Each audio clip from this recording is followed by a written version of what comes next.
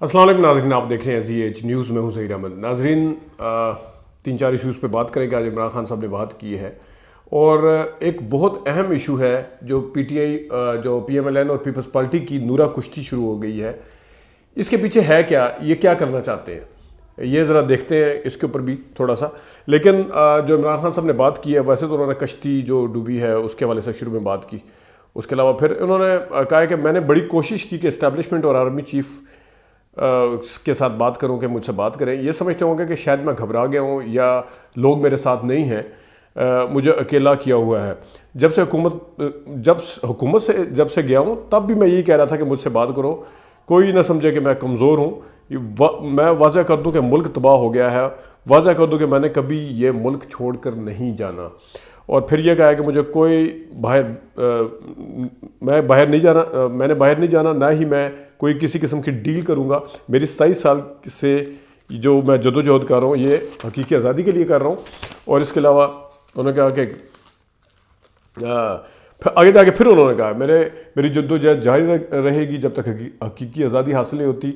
اور پھر کل بھی انہوں نے آنا ہے یہاں پہ، تو انہوں نے گرفتاری کے حوالے سے بھی کہا کہ میں تیار ہوں ہر قسم کی قربانی کے لیے۔ ان کا خیال ہے کہ مجھے جیل میں ڈال دیا جائے تو خوف اتنا ہے بس چپ کر کے بیٹھ جائیں گے۔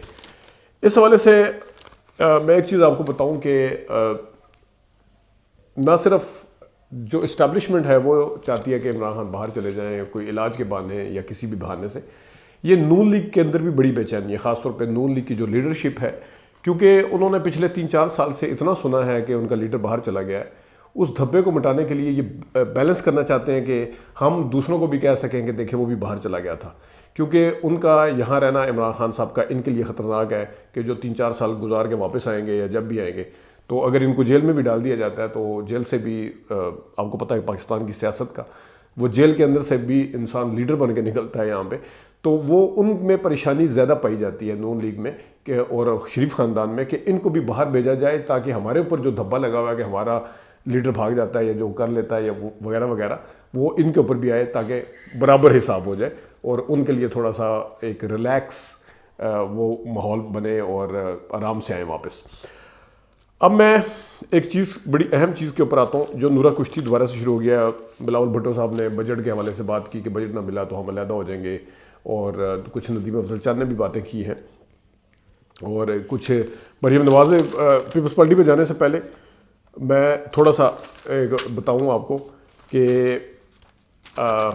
مریم نواز نے کہا ہے کہ ہم آئندہ الیکشن میں نون لیگ 2/3 اکثریت حاصل کرے گی۔ اب یہ 2/3 اکثریت کیسی ہوگی کہ 2/3 اکثریت ایسے ہوگی کہ پہلے اگر 52 یا 55 ٹرن آؤٹ تھا، اب اگر 30 سے نیچے رہتا ہے ٹرن آؤٹ، تو اس میں سے اگر نون لیگ سیٹیں نکال لیتی ہے تو وہ اس کو بھی 2/3 سمجھے گی۔ یہ بالکل اسی طرح ہے جس طرح کل کسی نے ٹویٹر کے اوپر یہ سروے کرنے کی کوشش کی تھی یہ بتانے کے لیے کہ دیکھیں، کیونکہ پرسنٹیج میں آتی ہیں چیزیں، ووٹ میں نہیں آتی، ووٹ پھر غور سے دیکھنے پڑتے ہیں، یہ بڑی سمجھنے کی چیز ہے۔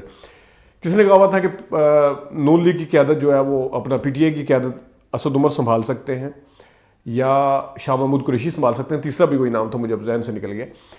تو اس میں آیا ہوا تھا کہ زیادہ پرسنٹیج جو آئی ہوئی تھی وہ شاہ محمود قریشی کی تھی۔ اب یہ جو پول تھا یہ پی ٹی آئی نے نہیں کروایا تھا، کسی اور نے کروایا تھا، یہ صرف اس چیز کو اسٹیبلش کرنے کے لیے کہ دیکھیں جی عمران خان کو مائنس کرنے کے بعد بھی جو پرسنٹیج ہے وہ لوگ ذہنی طور پہ تیار ہو چکے ہیں اور لوگوں کو اب عمران خان کی کوئی فکر نہیں ہے۔ تو دیکھیں پرسنٹیج میں، کیونکہ پرسنٹیج میں تو جب آپ کے سامنے آئے گا تو وہ ایسے ہی آئے گا کہ بالفرض 52% شاہ محمود قریشی ہے بالفرض، یا 40% اسد عمر ہے، یا اس طرح تیسرا بھی تھا کوئی، تو اس کے ٹوٹل ووٹ اگر آپ دیکھیں تو وہ 225 تھے۔ ویسے پول میں 5-5 ہزار 10-10 ہزار یا اس سے بھی زیادہ کے ووٹ ہوتے ہیں جب عمران خان وغیرہ کے حوالے سے کوئی کروایا جاتا ہے، وہاں 225 لوگوں نے صرف ووٹ کیا تھا۔ آپ یہ دیکھیں کہ 225 صرف لوگوں نے ووٹ کیا، اب وہ 225 ووٹ نہیں بتاتے کہ 225 ووٹ پڑے، وہ اوپر پرسنٹیج آ جاتی ہے، یہ بڑی باریک واردات ہے۔ تو لوگ سمجھتے ہیں کہ ہو یہ تو عمران خان صاحب کو مائنس کر دیا ہے انہوں نے، اور دیکھیں پھر تو شاہ محمود قریشی تو سنبھال لیں گے۔ یہ ایک بڑی اس وقت سوشل میڈیا پہ گیم کھیلی جا رہی ہے۔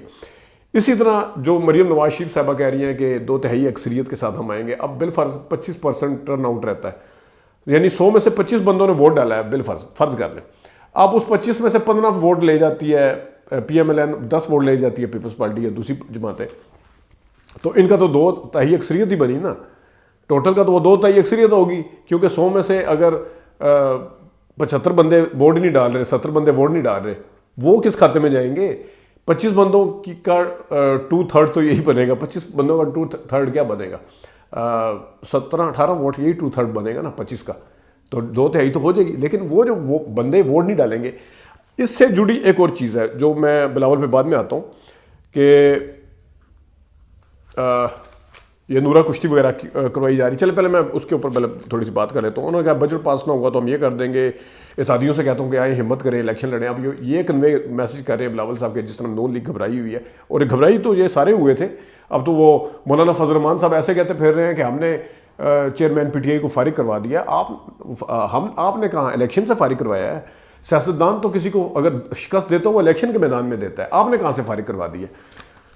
तो इसी तरह बाकी भी सारे यही कुछ इसी तरह की कह रहे हैं। और तो बिलावल भुट्टो जो कह रहे हैं कि ये करेंगे, हम आए, तादी साहब ने आए और हम ये। अब मैं आपको एक चीज़ समझाता हूँ।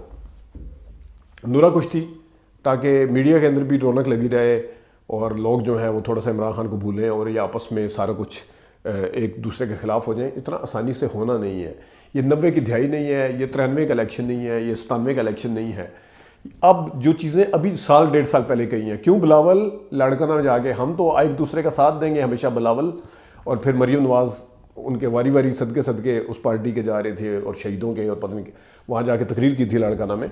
इसी तरह बिलावल भुट्टो साहब वो पता नहीं क्या क्या कहते रहे, एक दूसरे के साथ वादे वईद करते रहे।